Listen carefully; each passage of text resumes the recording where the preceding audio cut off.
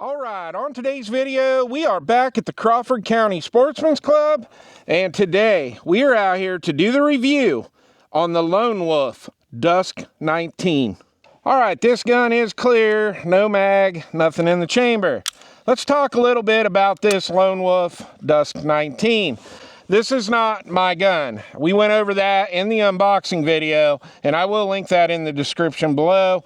We went over all the specs of this gun, everything that comes in the box. We went over the trigger. All that stuff was covered in that video.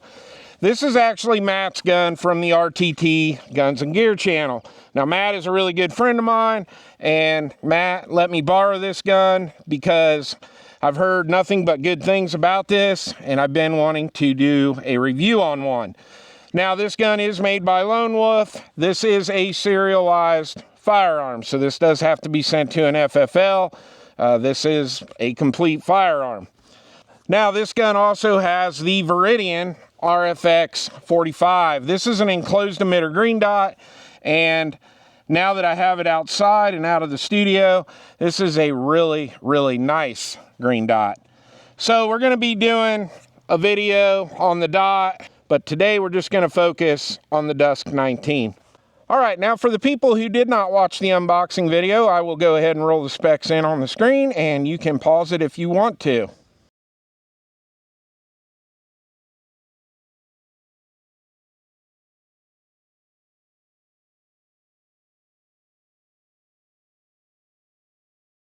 Now, what we're going to do in today's video, we are going to shoot a couple groups with this. We're going to run a bunch of rounds through this Dusk 19.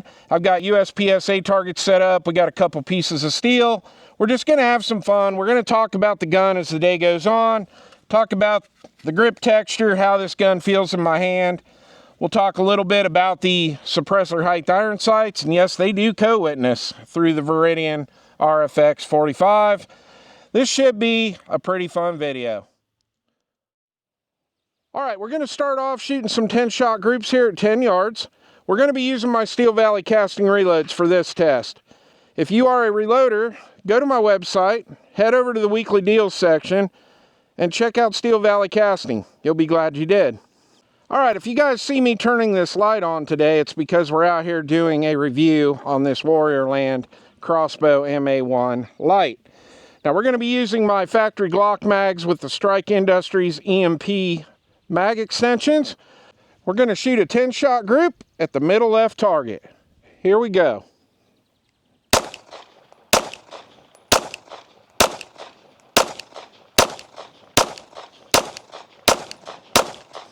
All right, I'm going to have to make an adjustment on this dot. We stacked them all in there pretty tight, but we're shooting up and to the right. All right, let's shoot one last 10-shot group here at the bottom left. Here we go.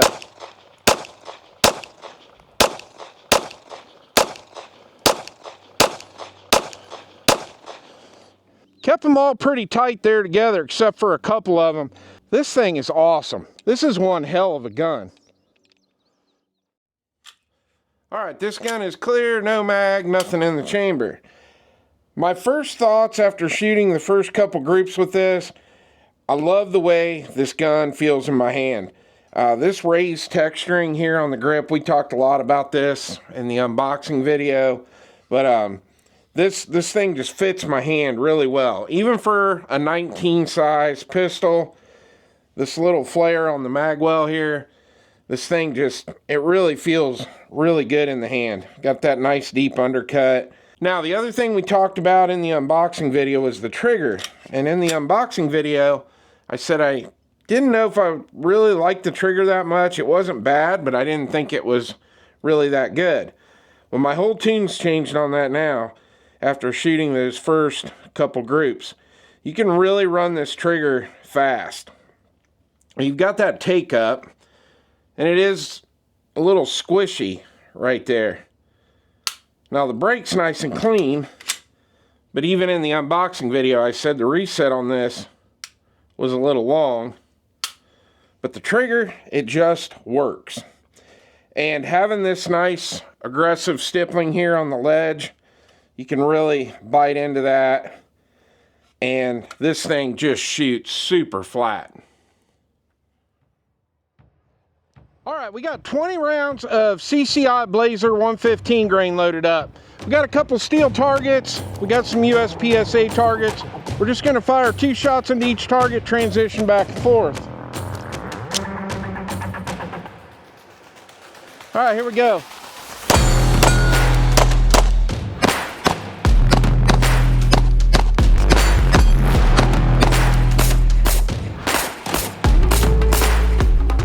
All right, ran them all.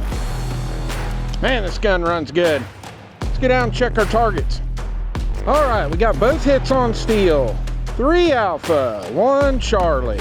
Now, this target's ugly. 2 Alpha and 2 Charlie. And this target, we got 3 Alpha, 1 Charlie. And this target's really ugly. 4 Charlie. And both hits on steel. All right, that was terrible. I'm about 6 hours into filming today, and I just got done shooting the grizzly for the last 2 hours. So just need to slow down and get used to shooting this one again. All right, this time we got 20 rounds of Remington UMC 115 grain loaded up. Here we go.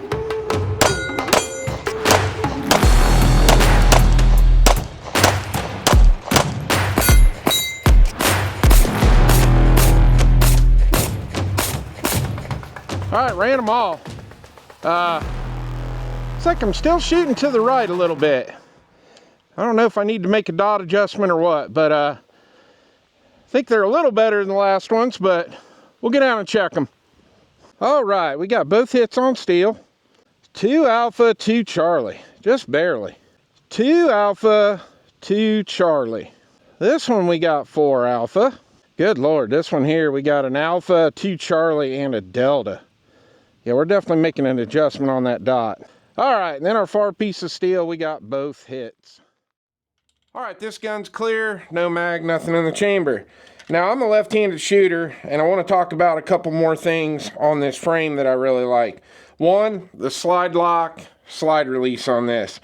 With me being left-handed, I use my trigger finger to drop the slide, and I really like this. It's not stiff, it's just about perfect. You got a nice little hump coming off here. Just very easy to get to it, and even for a right-handed shooter, really easy to drop that slide. Now, the other thing that I want to talk about is the mag release on this. It's not sticking out too far. I have an issue with some of my SCT frames that, with me being left-handed, sometimes when I'm really gripping hard on the gun, I have a tendency to hit that mag release once in a while. Now with this one, I don't even feel it when I'm gripping the gun. So I really like the design of the mag release. Now obviously if this was my gun, I would reverse it and I'd have it over here. But this frame is just so well thought out, and it's an awesome design. All right, I made an adjustment on that dot to the left. Let's see if these groups get a little better.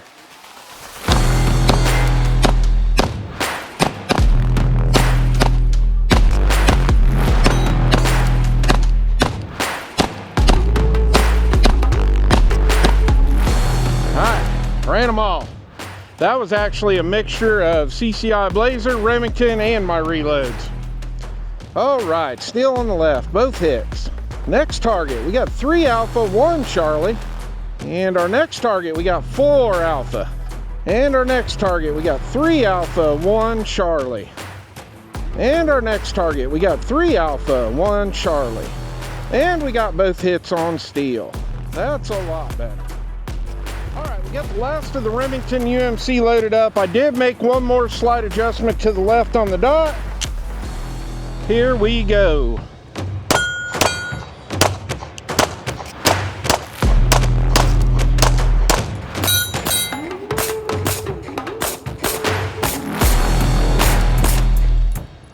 Ran them all.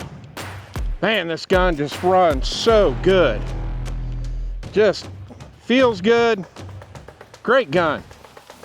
All right, we got both hits on steel. No idea what happened here. 3 Alpha and a Delta. Next target, we got 4 alpha. And we got 4 alpha. And 4 alpha. And both hits on steel. Alright, this gun's clear, no mag, nothing in the chamber. Let's talk about some other stuff that I really like on this gun. I really do like the serrations they have on here. They're not overly aggressive, but very usable. Really nice design here on the slide. Now the optic, which obviously doesn't have anything to do with the review of the Dusk 19, but Matt chose to put this Viridian RFX 45 on here. This is a really badass dot, and we're going to do a separate video on this where we're comparing it to something else. But awesome optic. On the front of this dot, you've got this nice protection coming out over the glass, and the other thing that makes that really nice is if you want to rack it off the dot, you're not going to be smearing up the glass on the front of the optic. Now the next thing I want to talk about, the sights on this, and we covered this a little bit in the unboxing video, but this is using the night vision suppressor height sights. You've got the green circle out here in the front. These are really nice sights. I have a set of these on my SAR-9 SOCOM. One really awesome thing they've done here. Normally when you use these enclosed emitter dots that have an acro footprint, you do have to use a plate. There is no option to just direct mount one of these because you have to have a plate to mount this to. And what happens with a lot of these, you no longer can co-witness your sights. Well, that's not the issue here with the Dusk 19. And what really helps with this is how deep they've cut down into the slide. So kudos to them for cutting this slide deep enough and using these suppressor height sights to where you can co-witness with an enclosed emitter dot.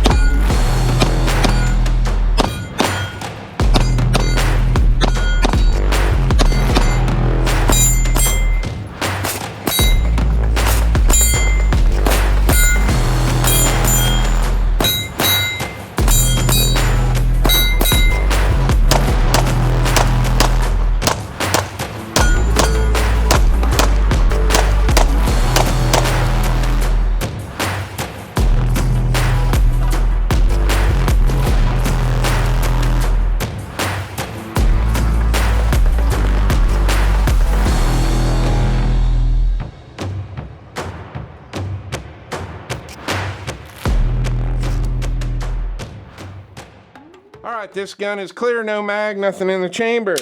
My final thoughts on this Dusk 19.